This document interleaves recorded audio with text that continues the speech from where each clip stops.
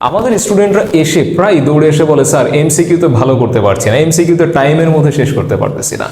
So yes, this is the point যে তুমি টাইমের মধ্যে শেষ করতে পারছো না। টাইমের মধ্যে শেষ করার জন্য সবচেয়ে বড় দুইটা প্রয়োজনীয় জিনিসের একটা হচ্ছে তোমাকে ফার্স্ট অ্যান্ড অ্যাকুরেট ক্যালকুলেশন করতে হবে, ফার্স্ট ক্যালকুলেশন করতে হবে, এবং নাম্বার টু হচ্ছে তোমাকে টাইম ম্যানেজমেন্ট শিখতে হবে। সো আমরা যখন এমসিকিউ সলিউশন করতে বসি আমরা না প্রপার টাইম ম্যানেজমেন্ট করতে পারি না, কারণ আমরা বাসায় ওই প্র্যাকটিসটা করি না, ওই প্র্যাকটিসটা আমাদের সাথে নাই। টাইম ম্যানেজমেন্ট, তুমি ধরো আজকে 50টা এমসিকিউ সলভ করবা, অবশ্যই তুমি একটা স্টপ ওয়াচ চালু করে তুমি দেখবা এটা করতে কত সময় লাগতেছে। নেক্সট ডেতে আবার তুমি স্টপ ওয়াচ চালু করবা, দেখবা যে ওইটার থেকে তোমার অবশ্যই একটু কম সময় লাগবে।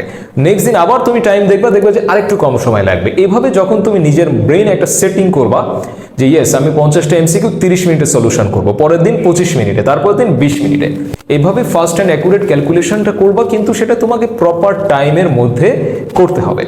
আরেকটা বড় সমস্যা হচ্ছে আমরা ফাস্ট ক্যালকুলেশন করতে পারি না।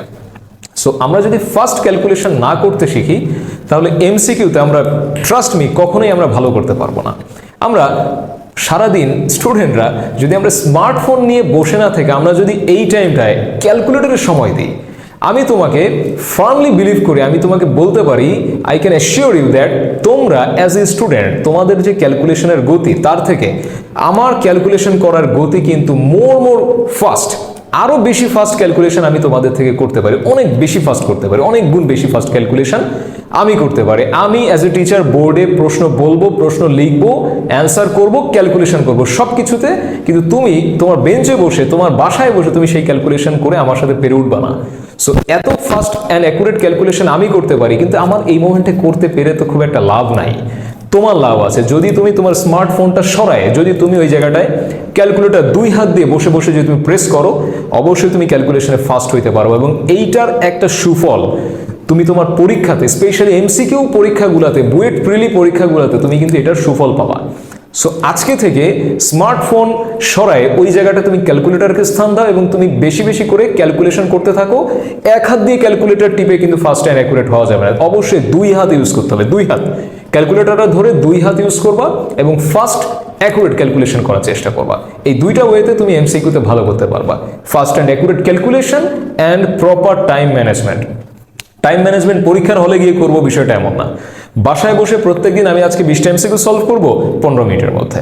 সেই টাইমটা দেখে আমি টাইমের সাথে পেরে উঠি কিনা, এই যে নিজের ভেতরে একটা মাইন্ড সেট আপ নিয়ে আসতে হবে যে আমি প্রপার টাইমের মধ্যে এমসিকিউ সলিউশন করবো।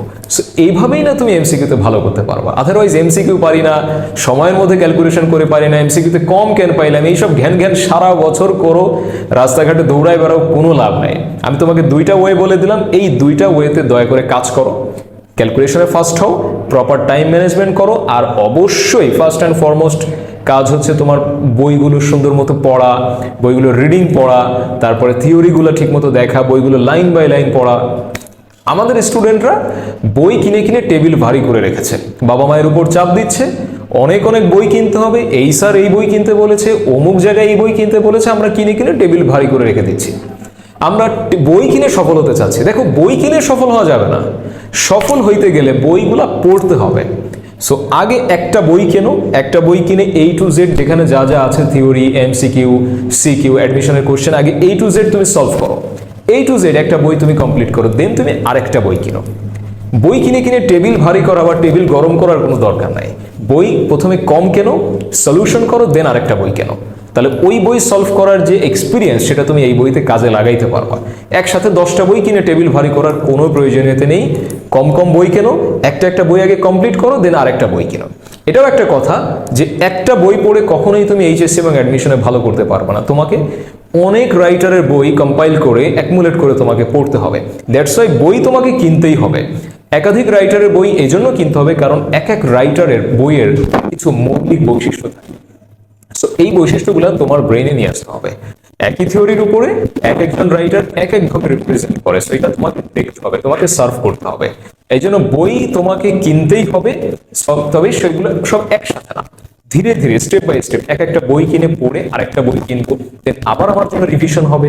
তুমি একটা বই যখন পড়েছো, ওই চ্যাপ্টারটা যখন অন্য বই থেকে পড়বা আবার কিন্তু তোমার রিভিশন হবে। এই জন্য বই তোমার অবশ্যই প্রয়োজন, তবে সেটা ধাপে ধাপে।